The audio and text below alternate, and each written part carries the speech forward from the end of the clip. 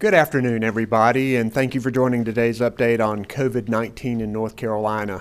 As of today, we have had 863,409 cases, 1,239 new cases reported since yesterday, 1,353 people in the hospital, and sadly, 11,288 people who have died. Even as North Carolina battles its way out of this pandemic, we know that people are still sick and sadly still dying from this disease, and our prayers are with them. But I am pleased to report that North Carolina's COVID-19 numbers have declined and remained stable. Last week, we took careful, deliberate action to ease but not lift some of the strict restrictions to move our economy forward while at the same time still protecting public health. And that means we must continue working to keep ourselves and each other safe by wearing a mask and social distancing. These simple measures are still our best tools for slowing the spread of this virus until more people are vaccinated. The State Department of Health and Human Services, our providers, continue to work extremely hard to get people vaccinated in a way that's fast and fair. Our work's getting noticed. Last week, the Kaiser Family Foundation released a report showing North Carolina as the #1 state in the nation for vaccinating people 65 and up. As of today, more than 60% of our seniors have received a vaccine. And there's more good news. The Johnson & Johnson one-shot vaccine is now authorized and will be here this week in North Carolina. It's a real advantage that this is only one shot and more easily stored.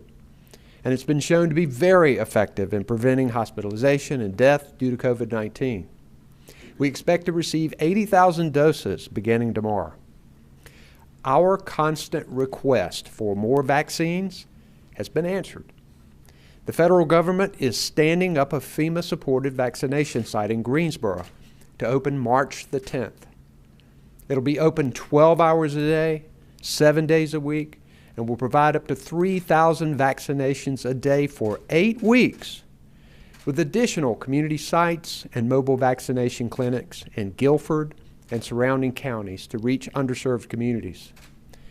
Our state and local emergency management teams are hard at work getting the site ready, and we are working hard with FEMA. That's the kind of partnership we welcome and expect in this fight against the pandemic. Given the current rate of vaccinations and increased supply, many providers say they can move to the next phase of vaccinations. So I'm announcing today that all frontline essential workers in Group 3 will be eligible to receive the vaccine starting tomorrow, March the 3rd. This includes first responders and emergency personnel, such as police, firefighters, rescue workers, people who are working in manufacturing, food and agriculture, grocery stores, government workers, and our clergy, among others. Our essential frontline workers have remained on the job throughout this pandemic, and I'm grateful for their work. We're also announcing that some members of Group 4 will be eligible beginning March 24th. We'll open Group 4 first to people with medical conditions that put them at a higher risk for severe COVID-19 illness. The third vaccine and improving vaccine supply for the 2 we already are getting will help us get more people vaccinated more quickly. But as I've said before, we still don't have enough vaccine. You may have to wait for an appointment, even if today's action means that you're eligible to get vaccinated. People are eager to get vaccinated and still have to wait and plan for when it's time and their turn to get your shot. We've been able to move this quickly because of the great work of the people of North Carolina, the dedication shown by doctors, nurses, pharmacists, and others, including our DHHS staff and local health departments across the state. The patience shown by people eager to get their shot. The trusted voices who are setting good examples and encouraging and helping others. This has come together to make vaccine administration in North Carolina fast and fair. And we're pleased to see all of the educators step forward for vaccines over the past week. It's good to see more school systems getting students back in person into the classroom, as we've urged. School systems that haven't set dates to return are being pushed to get children and educators into the classroom. Learning in person is critically important to students. And I look forward this week to more action to make sure that that happens in a safe way. With declining and stabilizing COVID data, a new vaccine, a new FEMA site in our state, recent increases in total vaccine supply, and the easing of restrictions, there are many reasons to feel hopeful. However, even when we continue to move in the right direction, we know that progress is fragile. New COVID variants are in our state, and vaccines aren't widely available yet. We all must continue to wear our masks and use good judgment. If we recommit to keeping ourselves and each other safe, we can save lives and get to the other side of this pandemic. Also with me today is our Secretary of Health and Human Services, Dr. Mandy Cohen, our Secretary of Public Safety, Eric Hooks, our Director of Emergency Management, Mike Sprayberry, and Commissioner of Prisons, Todd Ishii. Monica McGee and Lee Williamson are our sign language interpreters, and behind the scenes, Jackie and Jasmine Mativier are our Spanish language interpreters. I'll now recognize Dr. Cohen for a few remarks. Dr. Cohen.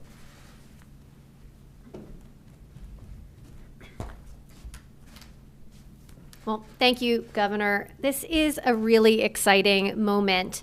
This weekend, the federal government authorized the Johnson & Johnson one-shot vaccine. And we now have 3 tested, safe, and effective COVID-19 vaccines that are keeping people out of the hospital, keeping them from dying from this virus. A third COVID-19 vaccine means North Carolina can get more people vaccinated sooner and meet our goal to provide equitable access to vaccines in every community across this state. Later this week, as the governor said, we expect to get more than 80,000 doses of Johnson & Johnson vaccine, and we'll be getting 215,000 first doses of the Moderna and the Pfizer vaccines, bringing our state's allocation to almost 300,000 first doses for this week. Additionally, we'll have 160,000 second doses arriving. Busy week. In addition, our state allocation from the federal government is also providing more vaccines through our federal pharmacy program with Walgreens, the FEMA site in Greensboro that the governor discussed, and the federal program with our federally qualified health centers. This is all positive news. While vaccine supplies are still far below what we need to vaccinate everyone, they are improving. Therefore, as the governor noted, all frontline essential workers will be eligible for vaccine starting tomorrow. Our frontline essential workers have been at their jobs throughout this pandemic, making sure we could buy food, keeping us safe, and providing vital services that we all rely upon. Let's take a moment to watch a new PSA featuring these often unsung heroes talking about how and when they plan to get their shot.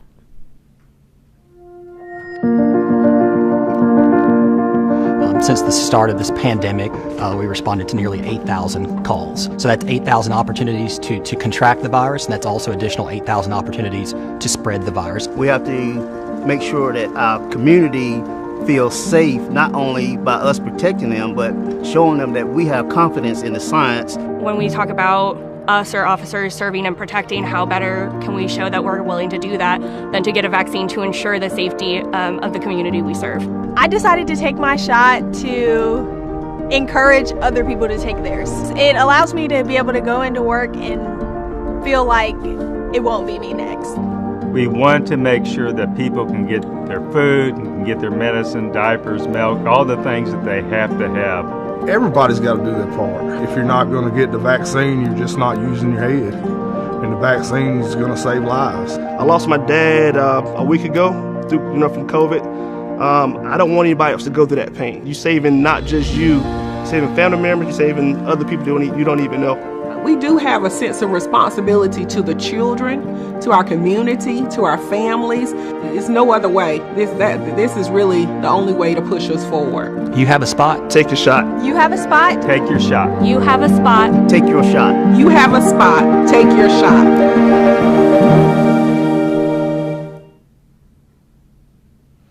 I hope you will share this video along with other resources that you can find at yourspot.yourshot.nc.gov. We need your help in the media in giving North Carolinians accurate information about COVID-19 vaccine. As we look ahead and expect our vaccine supply to continue to improve, we will plan to move to Group 4 on March the 24th. We will begin Group 4 with people who have a medical condition that puts them at higher risk for serious illness, as well as those living in certain congregate settings who have not yet been vaccinated. We've also made some clarification to the groups that I want to go through. First, for Group 1, the definition of long-term care has been updated to include people receiving long-term home care for more than 30 days. This includes home and community-based services for persons with intellectual and developmental disability, private duty nursing, personal care services, home health, and hospice. In addition, for Group 4, we've clarified that higher risk medical conditions include intellectual and developmental disabilities such as Down syndrome and neurologic conditions such as dementia. All of these updates will be on our website, yourspot.yourshot.nc.gov. The top line message is that frontline essential workers are eligible for a vaccine starting tomorrow. All current eligibility groups, healthcare workers, our long-term care staff and residents, and people 65 and older, as well as child care and school staff, will continue to be vaccinated as well. Remember that some vaccines providers may not be ready to open to all frontline essential workers on March 3rd if they're still experiencing high demand for vaccines from those current groups. To slow the spread of COVID-19 and save lives, please continue to practice the 3 W's, wearing that mask, waiting 6 feet apart, and washing your hands until most people have a spot to take their shot. Thank you, Governor.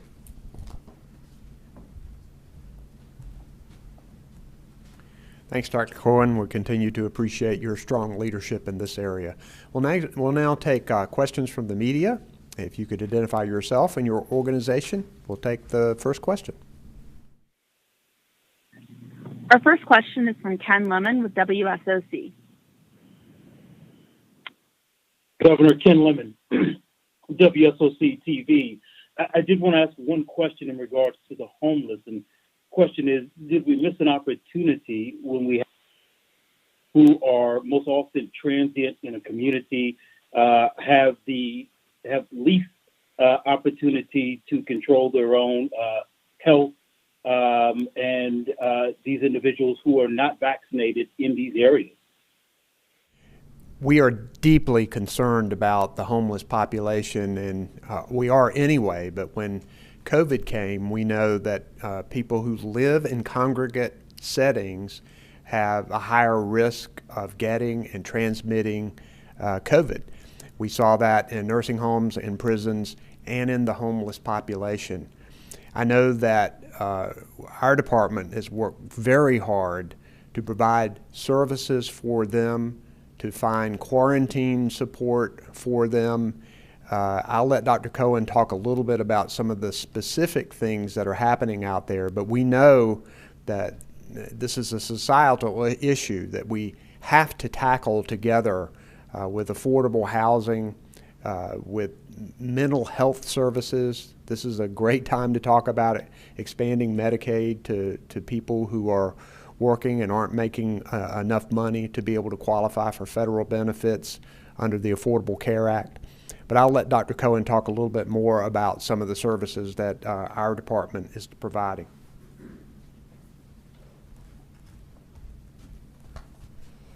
Hi, Ken.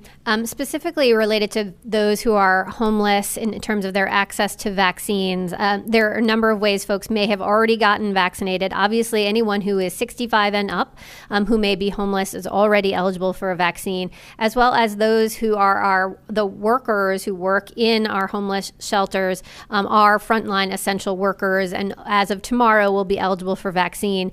And as I mentioned, we're going to be moving to Group 4 on March the 24th. And as I mentioned, we're going to be starting with those who are at higher risk because of their medical conditions, but also in certain congregate settings. And that would include making sure that we're able to get vaccine to our homeless population as well. As the governor mentioned, this has been an area of focus for us throughout this pandemic. As the governor mentioned, whether it was making sure that folks had a place to isolate or quarantine, making sure there was wraparound supports, not just access to testing and a place to isolate, but making sure that they were getting access to the services they need. So has been an important population we've focused on throughout this pandemic. Thank you.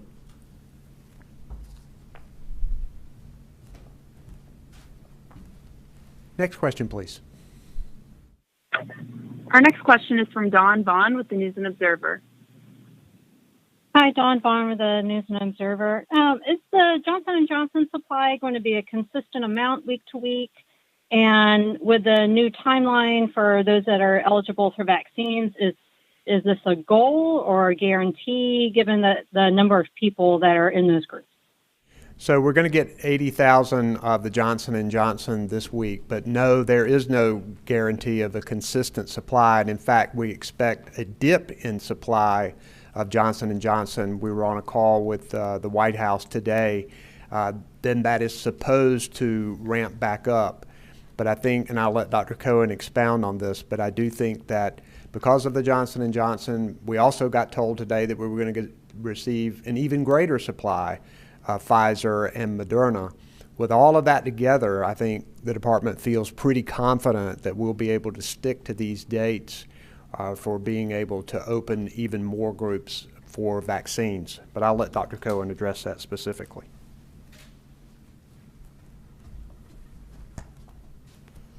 Hi, Dawn.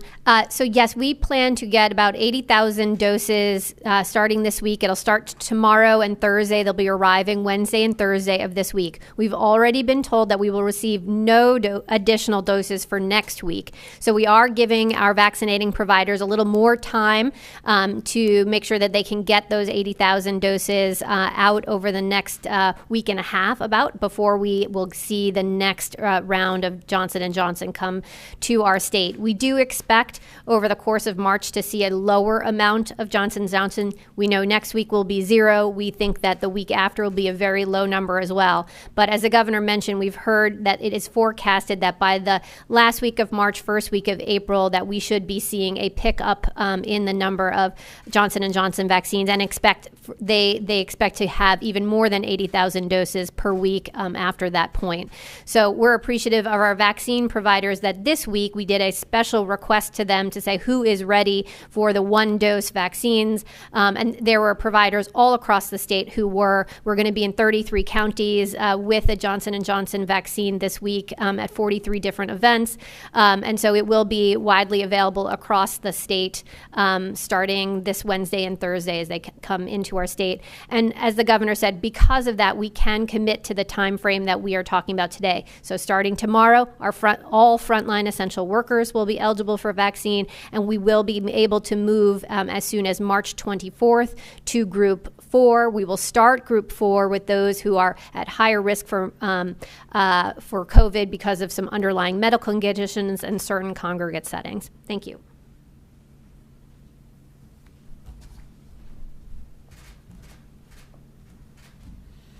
Next question, please.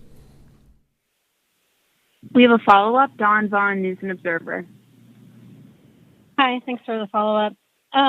With all these vaccinations coming this month, is there a percent or a population number that will mean that people can look for the next restrictions lifting? With the current executive order expiring at the end of March and this next group at the end of March, what can people plan for as far as when things will change?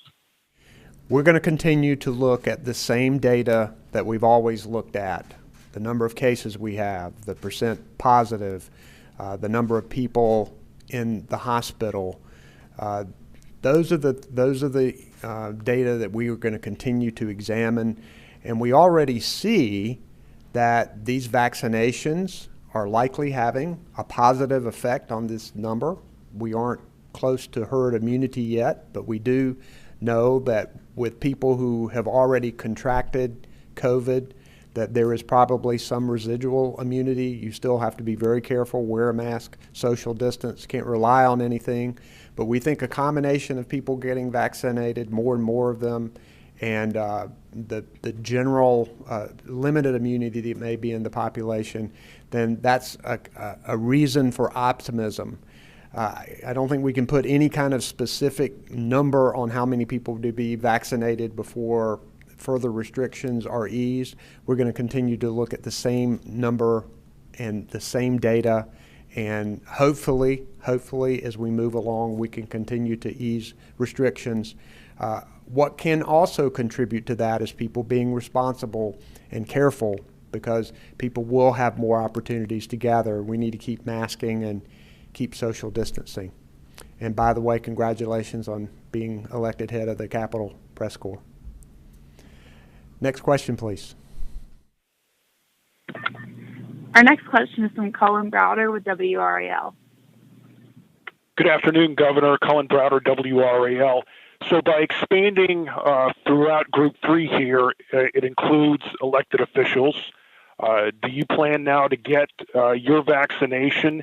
And will you shop for a vaccine that has a higher efficacy, or would you be happy to get the J&J?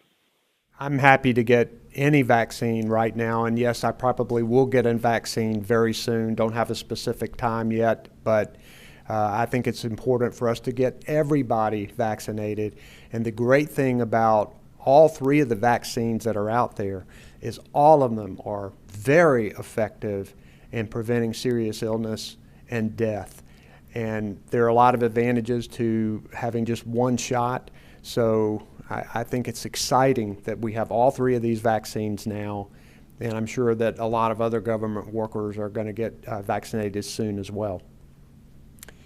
Next question, please. Our next question is from Francis Weller with WECT.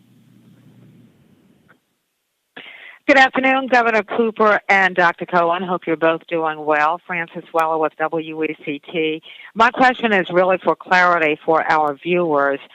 With the addition of this new vaccine by Johnson & Johnson, it will be put into the mix with the other vaccines and administered based on availability, correct? And here's why I'm asking. We have heard concerns from some of our viewers who say they would rather get the Pfizer or Moderna vaccine because of the better efficacy. But that's really not an option, correct? I'll let Dr. Cohen address that specifically.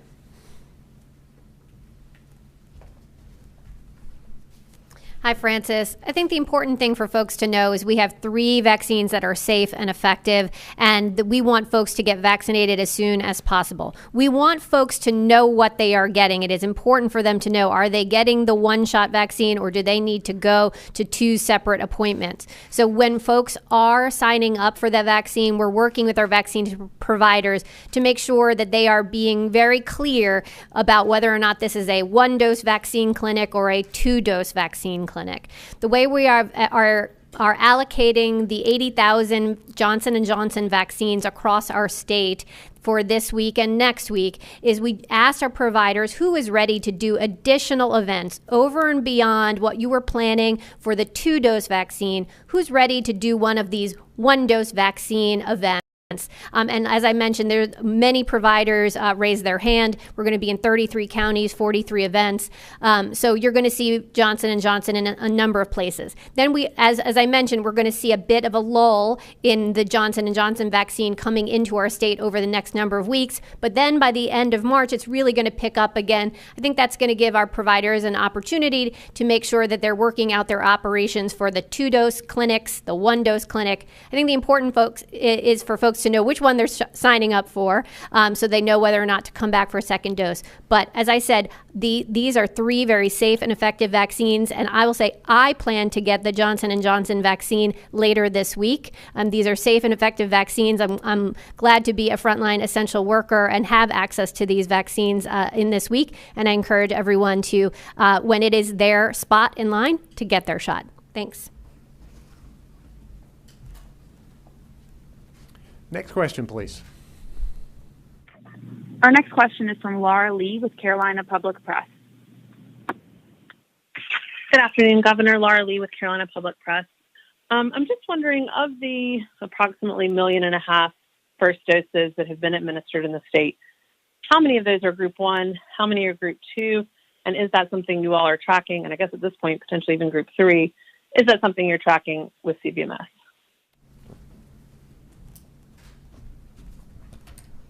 Hi, Laura. I think we have contours of that that you could probably go right now on our dashboard. As you know, Group 2 are largely those who are 65 and up. So you can use some proxies because we do report race, ethnicity, gender, and age for all of our vaccinations down to the county level. You can sort of get an approximation of who are the folks who are over 65. So thus, that's really your Group 2.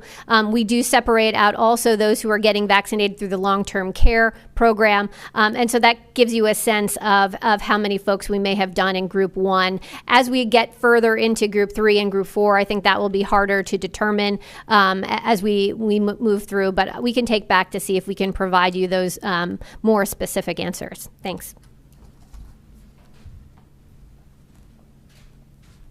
Next question, please. We have a follow-up, Laura Lee, Carolina Public Press. Thanks for taking my follow-up. I guess the follow-up is just, is that tracked by CVMS? And then in Group 4, when you're prioritizing this subgroup of high-risk medical, will that subgroup go first on March 24th, or will March 24th open all of Group 4 up? I'm going to let Dr. Cohen answer that question, but I'll take this opportunity to congratulate our department for CVMS. This is one of the few states that built our own data system from the ground up, which gives us very granular information about race, ethnicity, and it was recently recognized as the top state for having almost 100% of the data that you need. This allows us to see a problem so we can tackle it, particularly when it comes to equity.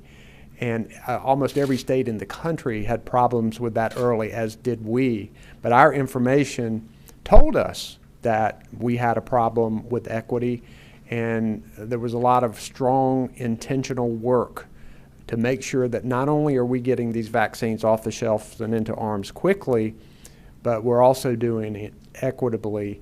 And we want those arms to look like the people of North Carolina, and I'm proud of that. But I'll let Dr. Cohen address that question specifically. Hi, Laura. We do track which groups that folks are in through CVMS. And so your other question was on March 24th, we will open Group 4 in phases, similar to what we did with Group 3. So we will start with those with underlying medical conditions that put them at higher risk for severe illness from COVID. That list of medical conditions is on our website. As I mentioned, we are updating it to make sure that we are being intentional about including it for those with intellectual and developmental disabilities such as Downs, neurological diseases such as dementia. So you'll see that update on our website this afternoon. But we will be starting with those who are in the part of Group 4 that have underlying medical conditions and certain congregate settings. Thank you. Next question, please. Our next question is from Rose Hoban with North Carolina Health News. Hi, it turns out this is a little bit of a follow-on question from Laura's question. What do we know about people with disabilities in North Carolina and COVID? Like some states like California have been doing separate counts to get a sense as to what's happening with those folks?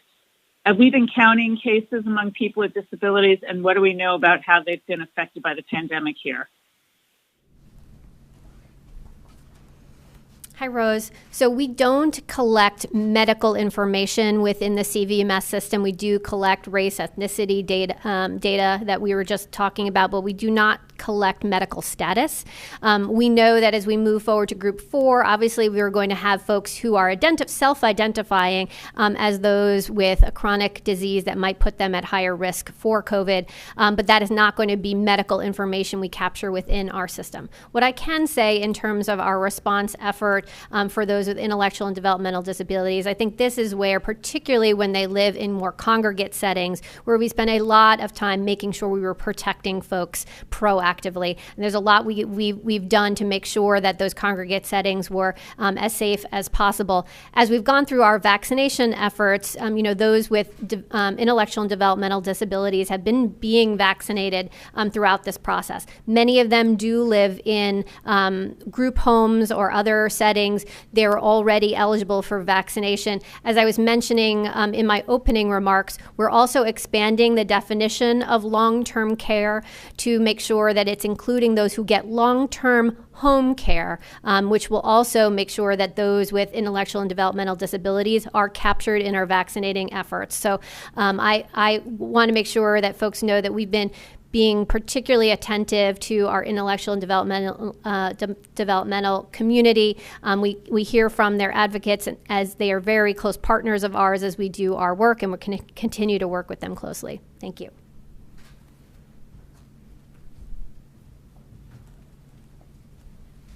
Next question, please. We have a follow-up, Rose Hoban, North Carolina Health News. Hi, I just want to sort of explore this issue a little bit more. There was an analysis done by researchers from Johns Hopkins University back in November that showed that during the pandemic, people with developmental disorders, developmental disabilities and intellectual disabilities had among the highest rates of mortality. They had mortality rates that were even higher than people with Alzheimer's, people with cancer, people with heart failure. So I'm just wondering why it's taken so long to focus on them in the vaccination campaign. Thanks, Rose. As you know, we've moved through vaccinations in a couple of ways. We want to make sure that we were capturing those who are at highest risk because of their medical status or their age, or at highest risk because of their exposure. For those particularly who live in long-term care settings, which a number of folks in our intellectual and developmental community do live in, like group homes, they were part of our first group of folks who were vaccinated. As I mentioned today, we are expanding our definition of what we're considering long-term care to include long-term care at home more than 30 days. And we are being explicit to your point that we do see that an underlying developmental issue like Down syndrome is put someone at higher risk. So we are clarifying that in our guidance for those in group 4. So you'll see both of that being recognized in our guidance going forward. Thank you.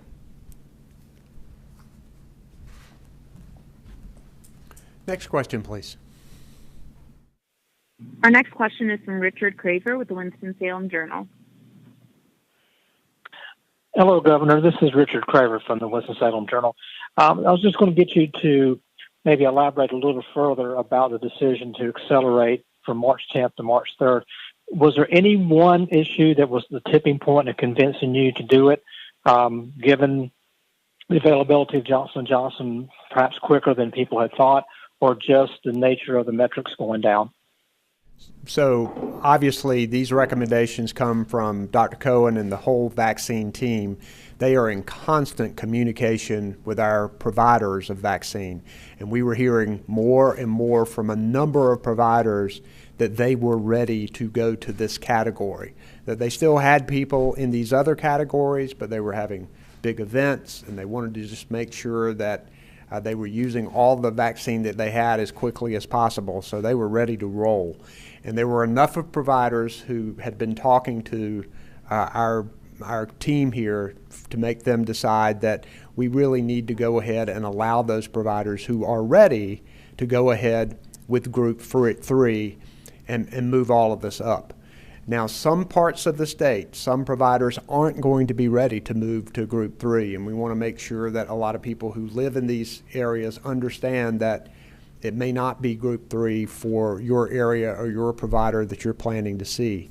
But it's calculated on part of the team. They want to make sure that we're getting these vaccines out quickly, and that's why this decision was made. Anything to add to that, Dr. Cohen? Okay. Next question, please. Our next question is from Sam Walker with Outer Banks Today. Director Sprayberry, you were in Dare County on Friday and have been touring some other clinics around the state, getting set for the Greensboro event.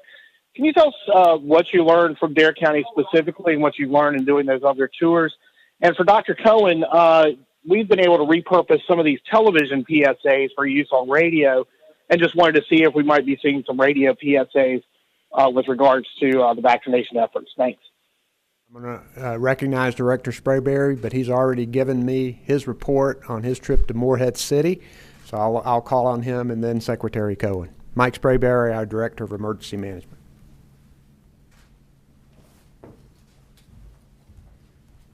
Thank you, Governor, and thank you for your leadership. Thanks for the question.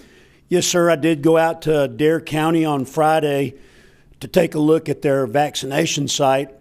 As you know, we're going to be opening up a major vaccination site in Greensboro next week.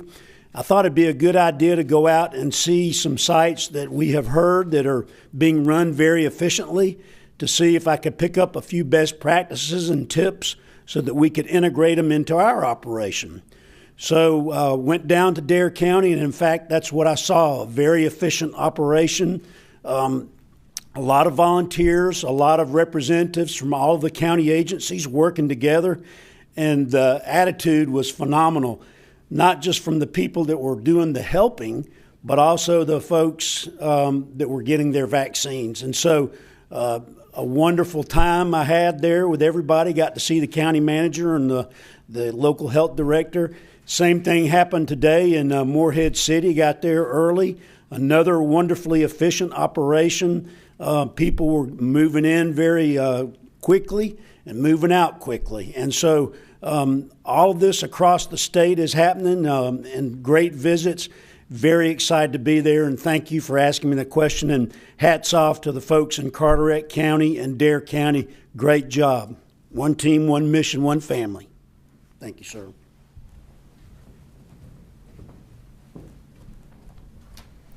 Hi, Sam. Thank you so much for using the public service announcements that were made for TV and repurposing for radio. I know we are doing a number of ways in which we're trying to get the message out. So we'll make sure that our communication teams reach out to you specifically so you can understand all the resources and make sure we're purposing whatever you need to get the message out. So thanks for that partnership.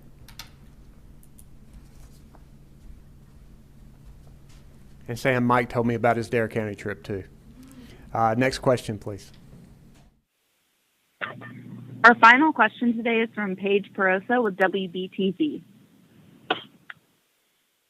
Hi there. Thanks for taking my question. There's a clarification question for two things. When it comes to grocery store workers, will that include smaller markets, smaller company stores, not the big box grocery stores? And then two, will bar and tavern employees be included in the restaurant worker group, or will they wait until group 4 and group 5? Paige, thanks for the question. So the first thing to know about Group 3 and our frontline essential workers, these are folks that cannot be home to do their job. So yes, there are broad categories of folks, but we are really asking folks to think hard. Are you someone who needs to do their job in person? You're coming into contact with customers, or are you someone who can be working remotely? Because if you are able to work remotely, we'd ask for you to wait for Group 4 or beyond. So for those who need to do their their work in person, yes, whether a big store or a small store, you're interacting with the public, yes, eligible to be in group 3. And then, yes, and as far as restaurant, bar, they all are included in that same category of food and beverage service workers. But again, wanting to make sure, are you going into work and doing that job in person? If so, then you would be in the appropriate category. Thank you.